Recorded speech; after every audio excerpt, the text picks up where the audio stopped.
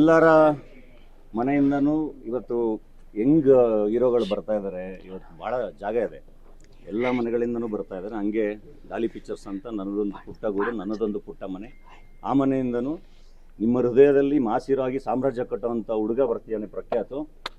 ಇದನ್ನು ನೋಡ್ತಾರೆ ಸಿನಿಮಾ ಬಂದು ನೋಡಿ ಬಹಳ ಚೆನ್ನಾಗಿ ಮಾಡಿದ್ದಾರೆ. ಆ್ಯಂಡ್ ಈ ಥರದ್ದೊಂದು ಸಿನಿಮಾನ ಅಂದರೆ ಅಂಡರ್ವರ್ಲ್ಡ್ ಸಿನಿಮಾ ಕಟ್ಟೋದು ಬಹಳ ಕಷ್ಟ. ಇಷ್ಟೊಂದು ಸರಿ ಅದು ಬೇರೆ ಯಾರದನ್ನು ಕಾಪಿ ಮಾಡ್ತಿರೋ ಥರ ಅನಿಸ್ತಾ ಇರುತ್ತೆ. ಬಟ್ ಚೇತನ್ ಜಯರಾಮ್ ಬಹಳ ಚೆನ್ನಾಗಿ ಆ ವರ್ಲ್ಡ್ನ ಬಹಳ ಚೆನ್ನಾಗಿ ಕಟ್ಟಿದ್ದಾನೆ.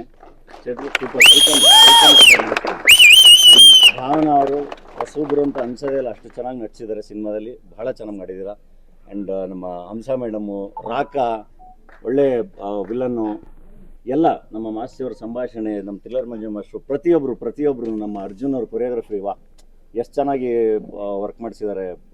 ಆ್ಯಕ್ಷನ್ ಎಲ್ಲ ಬ್ಯೂಟಿಫುಲ್, ಭಾಳ ಅಂದರೆ ಭಾಳ ಇಷ್ಟ ಆಯಿತು. ಥಿಯೇಟ್ರಿಗೆ ಬಂದು ಜೇಸಿ ನೋಡಿ 100% ಬಹಳ ಖುಷಿ ಪಡ್ತೀರಾ. ಎಸ್ಪೆಷಲಿ ನಮ್ಮ ಹುಡುಗರು, ನಿಮ್ಗೆಲ್ರಿಗೂ ಬಹಳ ಒಳ್ಳೆ ಮೆಸೇಜ್ ಕೂಡ ಇದೆ. ಅಷ್ಟೇ. ಥ್ಯಾಂಕ್ ಯು ಎಲ್ರಿಗೂ, ಥ್ಯಾಂಕ್ ಯು. ನೀವೊಬ್ರು ತಂದೆ ತಾಯಿಯಾಗಿ ಆ ಸಿನಿಮಾದಲ್ಲಿ ತಂದೆ ತಾಯಿಗಳು ಏನ್ ಅರ್ಥ ಮಾಡ್ಕೋಬೇಕು, ಮಕ್ಳು ಹೆಂಗ ಅರ್ಥ ಮಾಡ್ಕೋಬೇಕು ಏನಿಸ್ತು? ಇವಾಗ್ಲೂ ಒಂದು ತಪ್ಪು ಒಂದೇ ಒಂದು ಸಮಯದಲ್ಲಿ ಯಾವುದೋ ಮನಸ್ಸಿಗೆ ಕೈ ಕೊಡದೆ ತಪ್ಪಾದದ್ದು ಯಾವ ಪರಿಸ್ಥಿತಿಗೆ ಮಗನನ್ನ ಕರ್ಕೊಂಡೊಯ್ತದೆ ಅಂತ ಹೇಳಿದ ಪ್ರತಿಯೊಬ್ಬ ತಂದೆ ತಾಯಿಗಳು ಕೂಡ ಅವ್ರ ಮಕ್ಕಳನ್ನ ನೋಡ್ಬೇಕಾದ್ರೆ ಜವಾಬ್ದಾರಿ ಬಂದಾಗ ಸಮಯವನ್ನು ಕೂಡ ಗೊತ್ತಿಲ್ಲದೆ ಒಬ್ಬ ಮನುಷ್ಯನ ಯಾವ ತರ ಕರ್ಕೊಂಡೋಗ್ಬಿಡುತ್ತೆ ಅಂತ ಅನಿಸ್ತದೆ. ಬಹಳ ತುಂಬಾ ಚೆನ್ನಾಗಿ ಅಭಿನಯಿಸ್ತಾರೆ. ಅಭಿಮಾನಿ ಹುಡುಗನ ಕೆಣಕಿದ್ರೆ ಏನಾಗುತ್ತೆ ಅನ್ನೋದು ಅರ್ಥ ಆಗುತ್ತೆ. ವಯಸ್ಸಿನ ಕಾಲದಲ್ಲಿ ಮಕ್ಳಿಗೆ ಸ್ವಾಭಿಮಾನ ಇರುತ್ತೆ. ಆ ಸ್ವಾಭಿಮಾನಕ್ಕೆ ಅವ್ರಿಗೆ ಹರ್ಟ್ ಆದಾಗ ಅದು ಯಾವ ರೀತಿ ಅವನ್ನ ಕರ್ಕೊಂಡು ಹೋಗುತ್ತೆ ಅನ್ನೋದು ಒಂದು ಚೆನ್ನಾಗಿ ತೋರಿಸಿದ್ದಾರೆ. ಈಗಿನ ಮಕ್ಕಳು ಚೆನ್ನಾಗಿ ಅದನ್ನ ಅರ್ಥ ಮಾಡ್ಕೋಬೇಕು.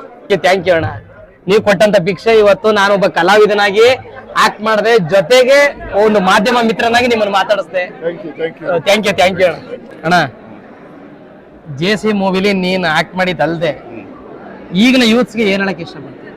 ತುಂಬಾ ಕಷ್ಟಪಟ್ಟು ಸಿನಿಮಾ ಮಾಡಿದೀವಿ, ತುಂಬಾ ನಗ್ತೀರಾ. ದಯವಿಟ್ಟು ನಾಳೆಯಿಂದ ಥಿಯೇಟರ್ನ ಬಂದು ಸಿನಿಮಾ ನೋಡಿ. ಥ್ಯಾಂಕ್ ಯು, ಒಳ್ಳೇದಾಗ್ಲಿ. ಥ್ಯಾಂಕ್ ಯು ಅಣ್ಣ.